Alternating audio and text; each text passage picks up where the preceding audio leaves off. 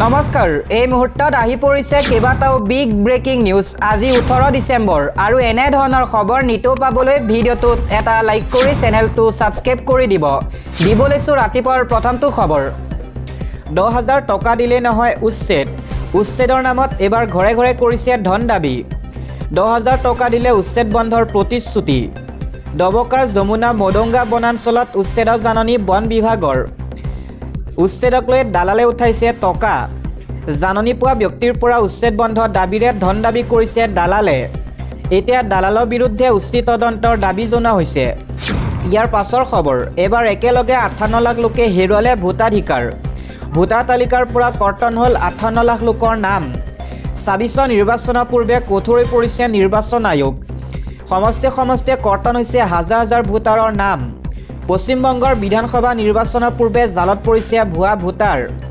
254খন আসন থকা পশ্চিমবংগৰ সমষ্টিয়ে ভুৱা ভোটাৰ চৰিঘি সমষ্টিৰ সৰ্বাধিক কৰ্তন হৈছে 74553 জন বাংকুৰাৰ কোটলপুৰত সৰ্বনিম্ন কৰ্তন হৈছে 5668 জনৰ নাম 16 ডিচেম্বৰত প্ৰকাশ পাইছিল পশ্চিমবংগৰ খচৰা ভোটাৰ তালিকা এছআইৰ পূৰ্বে ভুৱা ভোটাৰে ভোটাৰ তালিকা ভৰাৰ উঠিছিল অভিযোগ মুখ্যমন্ত্ৰী মমতা বেনাৰ্জী ভৱানীপুৰ সমষ্টিতে কৰ্তন হৈছে 44787 জনৰ নাম আৰু অসমত পৃথকে এছআইৰ হোৱাৰ সম্ভাৱনা আছে অসমত এছআইৰ হ'লে লাখ লাখ লোকৰ নাম কৰ্তনৰো সম্ভাৱনা আছে দিবলৈছো আন এটা খবৰ বৰপেটাত বৃহৎ উচ্ছেদৰ ঘোষণা কৰিছে মুখ্যমন্ত্ৰী হিমন্ত বিশ্ব শৰ্মাই উচ্ছেদ হ'বলগীয়া জিলা তালিকা ইতিমধ্যে প্ৰস্তুত কৰা হৈছে এবাৰ বৰপেটা চুকে কোণে হ'ব বৃহৎ উচ্ছেদ অভিযান এফালৰ পৰা উচ্ছেদ হ'ব বুলি ঘোষণা মুখ্যমন্ত্ৰীৰ বৰপেটাত চৰকাৰী ভূমিত বাস কৰি আছে শ লোকে কোনো বেদখলকাৰী খাৰি নাযাব বুলি হুংকাৰ প্ৰদান কৰিছে মুখ্যমন্ত্ৰী হিমন্ত বিশ্ব শৰ্মাই ইয়াৰ পাছৰ খবৰ 2 অক্টোবৰৰ পূৰ্বেই জুবিনক হত্যা কৰাৰ পৰিকল্পনা ৰচিছিল সিদ্ধাৰ্থই যিকোনো প্ৰকাৰে জুবিনক শেষ কৰা ৰচিছিল অভিসন্ধি টকাৰ হিচাপ বিচৰা কাল হৈছিল জুবিনৰ বাবে এছআইটিৰ অভিযোগনামাত ভয়ংকৰ তথ্য পোহৰলৈ আহিছে সাংস্কৃতিক অনুষ্ঠানত অৰ্জা ধনৰ হিচাপ বিচাৰিছিল জুবিনে প্ৰতিটো অনুষ্ঠানৰ ধন নগদ লৈছিল মেনেজাৰ সিদ্ধাৰ্থই ধনৰ চুক্তি সম্পৰ্কত কোনো তথ্য জানিব দিয়া নাছিল জুবিনক প্ৰতিটো অনুষ্ঠানত 5 পৰা 6 লাখ টকা লুটিছিল সিদ্ধাৰ্থই 12 লাখ পৰ্যন্ত টকা এটা অনুষ্ঠানৰ বাবে চুক্তিবদ্ধ হৈছিল সিদ্ধাৰ্থ জুবিনক কেৱল আদায় দিয়া হৈছিল সৰ্বাধিক 7 লাখকৈ টকা 7 লাখ টকাৰো 15% কমিশ্যন লৈছিল মেনেজাৰ সিদ্ধাৰ্থই জুবিনে এই কথা পোহৰলৈ আনিছিল বিভিন্ন মহলৰ জৰিয়তে 2 অক্টোবৰত সিদ্ধাৰ্থক টকাৰ হিচাপ দিবলৈ কৈছিল জুবিনে হিচাপ বিচৰাৰ বাবে জুবিনক লৈ ক্ষুভিত হৈ পৰিছিল সিদ্ধাৰ্থ তিনি সহযোগীৰ সৈতে সেইবাবে সিদ্ধাৰ্থই ৰচিছিল হত্যাৰ পৰিকল্পনা 2 অক্টোবৰত মানহত অন্তিমটো প্ৰগ্ৰেম চুক্তিবদ্ধ হৈছিল তাৰ পূৰ্বে হত্যাৰ স্থান হিচাপে ছিংগাপুৰ নিৰ্ধাৰণ কৰিছিল সিদ্ধাৰ্থই ছিংগাপুৰত অত্যাধিক মদ্যপান কৰোৱা হৈছিল জুবিনক হোটেলত অত্যাধিক মদ্যপান ইয়ট পাৰ্টিটো দিয়া হৈছিল খুৰাৰ অফাৰ অচেতন অৱস্থাত জুবিনক 75 মিনিট সাগৰৰ পাৰতে ৰখোৱা হৈছিল অচেতন হৈ পৰা 1 ঘণ্টাৰ পাছতহে জুবিনক চিকিৎসা প্ৰদান কৰা হৈছিল সিদ্ধাৰ্থ শ্যামকানু শেখৰ অমৃতপ্ৰভা গাফিলতিও আহিছিল পোহৰলৈ যাৰ বাবে চাৰিওকে হত্যাকাণ্ড গোচৰত অভিযুক্ত কৰিছে এছআইটিয়ে বিএনএছৰ অধীনত 103 ধাৰাত গোচৰ পঞ্জীয়ন হৈছে এই চাৰি কাল্পিতৰ বিৰুদ্ধে দিবলৈছো এটা পলিটিকেল ব্ৰেকিং নিউজ ডায়লগ মৰাতকৈ শিৱসাগৰত মোৰ লগত নিৰ্বাচনী যুঁজ দিয়ক মুখ্যমন্ত্ৰী হিমন্ত বিশ্ব শৰ্মাই মুখ্যমন্ত্ৰীক থিয় হৰুৱাই দিম মই এইদৰে মন্তব্য কৰিছে বিধায়ক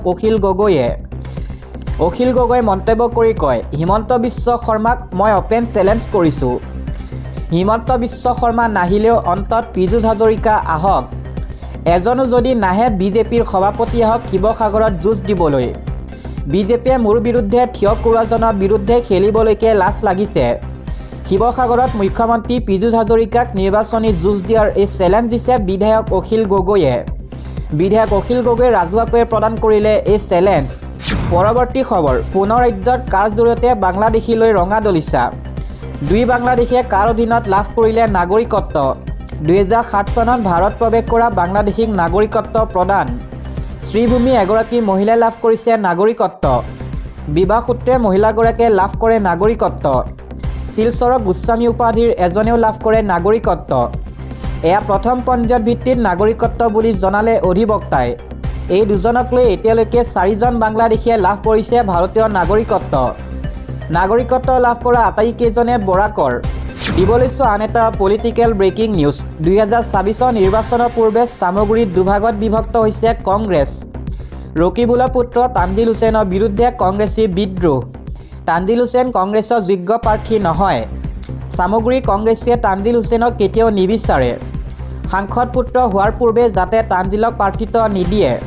চামগুৰি মিয়া জনগোষ্ঠীক তানজিলে প্ৰতিনিধিত্ব কৰিব নোৱাৰে।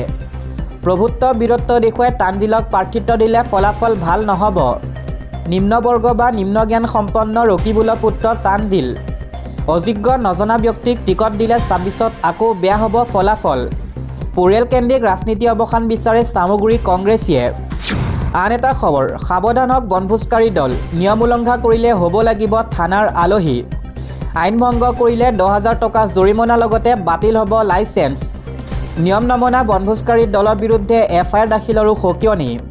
আইন ভংগকাৰী বনভোজকাৰী দলক সতৰ্কবাণী দিছে পৰিবহণ বিভাগে। পিকনিকৰ বতৰত কেইবাটাও নীতি নিৰ্দেশনা জাৰি কৰিছে আৰক্ষী প্ৰশাসনে। নীতি নিৰ্দেশনা বিৰুদ্ধে গ'লেই হয়তো হ'ব লাগিব জেলৰ আলহী। চন্দ্ৰপুৰত ৰাইজৰ সেৱাৰ ৰাইজৰ পদূলিত কাৰ্যসূচীত এই ঘোষণা দ্বিতীয় গৌতম দাসৰ।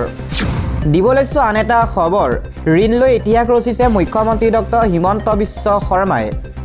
বন্ধকত থৈ 16 ডিচেম্বৰত পুনৰ 900 কোটি ঋণ। কেগৰ ভয়াৱহ বিত্তীয় সতৰ্কবাণীৰ পাছতো অসম চৰকাৰে পুনৰ বৃহৎ পৰিমাণৰ ঋণ ল'বলৈ তৎপৰ হৈ উঠিছে। ৰাজ্যৰ বিত্তীয় ভৱিষ্যত বিপদাপন্ন কৰি চৰকাৰে অহা 16 ডিচেম্বৰত চৰকাৰী বন্ধকত দি পুনৰ 900 কোটি টকা ঋণ ল'ব। ইতিমধ্যে বিত্ত বিভাগে ইয়াৰ বাবে ভাৰতীয় ৰিজাৰ্ভ বেংকৰ ওচৰত প্ৰস্তাৱ দাখিল কৰিছে। কেগৰ শেহতীয়া প্ৰতিবেদনত স্পষ্টকৈ কোৱা হৈছে যে মুখ্যমন্ত্ৰী হিমন্ত বিশ্ব শৰ্মাৰ অসম চৰকাৰৰ ঋণৰ পৰিমাণ বাৰ্ষিক গড়ে 20.61% হাৰত বৃদ্ধি পাইছে। 2023 পৰা 24 বৰ্ষৰ ৰাজ্যিক বিত্তৰ হিচাপ পৰীক্ষা কৰি বিধানসভাত দাখিল কৰা এই প্ৰতিবেদনৰ পৃষ্ঠাই পৃষ্ঠাই ঋণৰ ওপৰত নিৰ্ভৰশীলতা পৰিহাৰ কৰাৰ বাবে কঠোৰ পৰামৰ্শ দিয়া হৈছিল।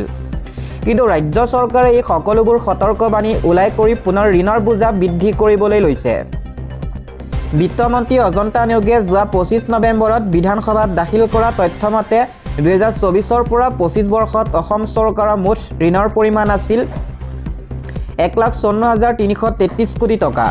চলিত 2025 আৰু 26 বৰ্ষত ঋণৰ সংগ্ৰহৰ লক্ষ্য আহিছে 38,185 কোটি টকা। ইয়াৰ বিপৰীতে ইতিমধ্যে 20,000 কোটি টকাৰো অধিক ঋণ লোৱা হৈছে বুলি জানিব পৰা গৈছে। লক্ষণীয় যে স্বৰাজোত্তৰ কালত মুখ্যমন্ত্ৰী হিমন্ত বিশ্ব শৰ্মা নেতৃত্বাধীন চৰকাৰখনেই হৈছে অসম চৰকাৰৰ প্ৰথম চৰকাৰ, যিয়ে 2022 পৰা 23 বৰ্ষৰ পৰা প্ৰতিটো বিত্তীয় বৰ্ষতে 20,000 কোটি টকা অধিক ঋণ লৈ আহিছে, যিয়ে অদূৰ ভৱিষ্যতৰ বাবে ৰাজ্যখনলৈ বিত্তীয় বিপদ কঢ়িয়াই আনিছে। কেগৰ প্ৰতিবেদনে আন এক গুৰুত্বপূৰ্ণ তথ্য উন্মোচন কৰিছে যে চৰকাৰে বৰ্তমান বছৰি ঋণৰ সুদ পৰিশোধৰ নামতে প্ৰায় 9,467 কোটি টকা আদায় দিবলগীয়া হৈছে আৰু এই সুদ পৰিশোধৰ বাবেও ঋণৰ ধন ব্যয় কৰা তথ্য পোহৰলৈ আহিছে। চলিত বৰ্ষৰ পৰা অহা 10 বছৰৰ ভিতৰত সুদসহ 1,59,209 কোটি টকা বকেয়া ঋণ পৰিশোধ কৰা প্ৰত্যাহ্বান চৰকাৰৰ সন্মুখত থিয় দি আছে। এই সম্ভাৱ্য বোজাৰ পৰা তাৎক্ষণিকভাৱে উদ্ধাৰ পাবলৈ চৰকাৰে শেহতীয়াকৈ ঋণ পৰিশোধৰ ম্যাদ বৃদ্ধি কৰা কৌশল গ্ৰহণ কৰিছে। পূৰ্বৰ 5-10 বছৰৰ ঠাইত এতিয়া নতুনকৈ লোৱা ঋণৰ ম্যাদ 14 বছৰৰ পৰা 20 বছৰলৈ বৃদ্ধি কৰা হৈছে। দিছপুৰৰ শীৰ্ষ সূত্ৰৰ তথ্যমতে অহা 2026 চনৰ ফেব্ৰুৱাৰী মাহৰ শেষৰ ফালে বিধানসভা নিৰ্বাচনৰ দিনবাৰ ঘোষিত হোৱাৰ সম্ভাৱনাৰ প্ৰতি লক্ষ্য ৰাখি চৰকাৰে অহা ফেব্ৰুৱাৰী আগভাগলৈকে কমেও 3,000 কোটি টকা নতুনকৈ ঋণ লোৱাৰ লক্ষ্য নিৰ্ধাৰণ কৰিছে। নিৰ্বাচনী দিনবাৰ ঘোষিত হোৱাৰ পূৰ্বে নগদ উপকৃত হোৱা হিতাধিকাৰী আঁচনিসমূহৰ জৰিয়তে ৰাইজৰ মন জয় কৰাৰ বাবে চৰকাৰে তৎপৰ হৈ উঠিছে। যোৱা ছেপ্টেম্বৰত ঋণ লোৱাৰ পাছত ৰাজ্যজুৰি সৃষ্টি হোৱা গণজাগৰণৰ বাবে চৰকাৰে 2 মাহ নতুনকৈ ঋণ লোৱাৰ পৰা বিৰত আছিল। কিন্তু শেহতীয়াকৈ এই আঁচনিসমূহ খৰতকীয়াভাৱে কাৰ্যকৰীকৰণৰ জৰিয়তে সমাগত নিৰ্বাচনৰ বাবে ভোট বেংক সবল কৰাৰ লক্ষ্যৰে পুনৰ ঋণ লোৱাৰ প্ৰক্ৰিয়াত হাতত লৈছে। মুখ্যমন্ত্ৰীয়ে BTRতো ৰাজহুৱা অনুষ্ঠান পাতি অৰুণোদয় আঁচনি মুকলি কৰিছে। কেগে বিত্তীয় ঘাটি হ্ৰাস, নিজস্ব ৰাজহ বৃদ্ধি আৰু ৰাজহুৱা ঋণৰ বোজা এৰাই চলিবলৈ পৰামৰ্শ দিয়াৰ লগতে 20 বছৰৰ পিছত ৰাজ্যৰ ভৱিষ্যত প্ৰজন্মই কি কুপৰিণাম ভোগ কৰিব। লাগিব তাৰ আগতীয়া সতৰ্কবাণী দিয়াৰ পাছতো নিৰ্বাচনী ভোট বেংক সবল কৰা লক্ষ্যৰে আগবঢ়োৱা চৰকাৰখনে তালৈ কেৰেপ কৰা নাই।